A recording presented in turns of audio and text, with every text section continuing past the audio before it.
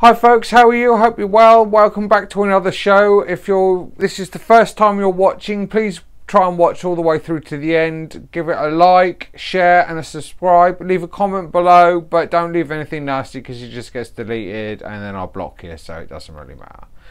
Now, what I wanted to do for this vlog was something that happened on the 14th of September involving the trans community. Now, many of you in the UK will have heard on your radios and in papers and stuff, and I've got some notes here about ex-police officer Harry Miller, who took a policing group to the High Court over a free speech issue. He had launched a campaign on Twitter where he was basically opposed to the GRA reform, Gender Recognition Act reform.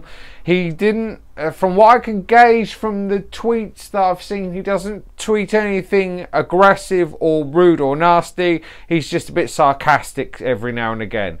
Now, the police had been involved in his case. They had gone to his place of work. They had were going to charge him with a hate crime, and in the end the case was dropped.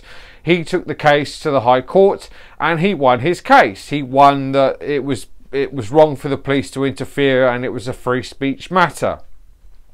You would have thought, listening to all this, that that was it for the trans community, that a free speech issue had been passed, the law had been set. You could say what you like within the bounds of free speech as long as you didn't show fire in a theatre, like some YouTubers have said in the past. And basically, we had been kicked in the teeth. But what the news wasn't broadcasting that day was that there had been a High Court ruling. It had been a High Court ruling, the Ted Miller case, but that there had been another landmark ruling in a magistrate's court. And I just wanted to read this to you. Some of you won't be aware that this ever happened. I wasn't aware about this particular case involving a trans woman until I was going through Twitter and I noticed one of my Twitter followers had posted, "Oh, have you heard about this? It's not all bad news for the community." So I'll just read this out briefly. Kate Scotto, I don't know if I'm spelling their surname correctly. It's spelt S-C-O-T-T-O-W, so I'm pronouncing it Scotto, is a cis woman who sent online abuse to a trans woman, Stephanie Hayden.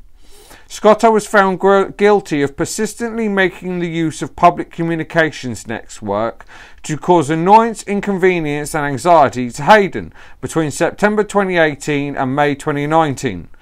Right, that was the case. Scotto was found guilty at St Albans Magistrates Court on February the 14th, 2020, which was, today is Monday, so it would have been last Friday, so the 14th of February. She was given a 2-year conditional discharge and ordered to pay court fines of £1,000 and victim surcharge of £21. So you could say lenient sentence for some, maybe for some, but it was a conditional discharge.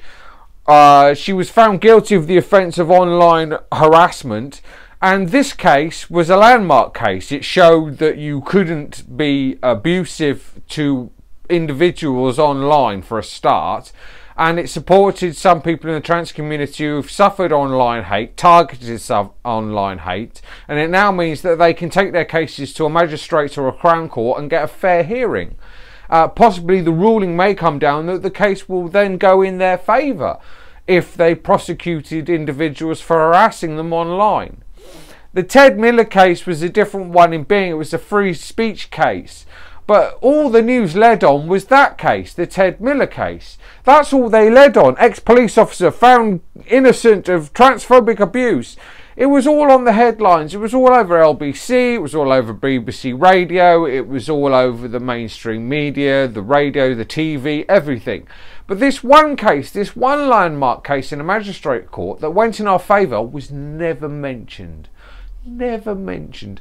Nowhere could you find this report of this case. I had to search high and low and I eventually found it on pinknews.co.uk. Thank you, pinknews.co.uk, source of great news. Oh, I also hear that Gay Star News is supposed to be coming back. I think that's a wonderful idea. We need more news outlets for the LGBT+ community. But it got on my nerves that these outlets were pushing the one negative story about the trans community and the one positive story about the trans community. Don't mention it. It's not newsworthy. When it is newsworthy, of course it's newsworthy. It means we can now prosecute people who assault us online. We have a standing legal representation to be able to go after them and prosecute them for online hate. So that's marvellous. So whatever you're feeling now, if all you think is that this one, I'm going to get his name right, I don't want to publicise him, Harry Miller. If Harry Miller's case is all you heard about all day, then I'm hoping that this vlog will inspire you to think, well, there is positivity for the community in the legal system anyway. It's all swings and roundabouts. One person wins, one person succeeds. I suppose it's a free speech issue. Harry Miller hasn't, from what I can gather, he hasn't been out and out disrespectful to the trans community. He's just sarcastic about them. He's just ironic. He's just a bit... And he's launched a campaign, which I'm not going to tell you what it's called because it's not important, to fight for free speech. But when you go on his website, it's all anti-trans stuff. There's a lot of people hate us out there. I don't know why. I mean, I'm not doing anything to make you hate me, am I? I'm sorry if I am, but I'm not doing it on purpose.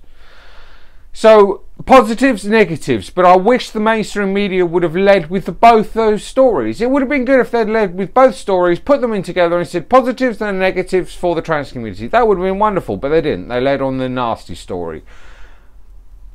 You can't win, can you? It's typical of the British media. Anything that knocks the trans community leads, anything that's positive to the trans community gets buried behind a brick wall.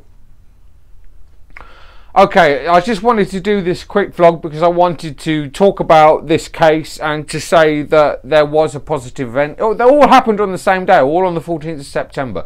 2 cases, 2 rulings, 1 was reported, 1 was totally ignored.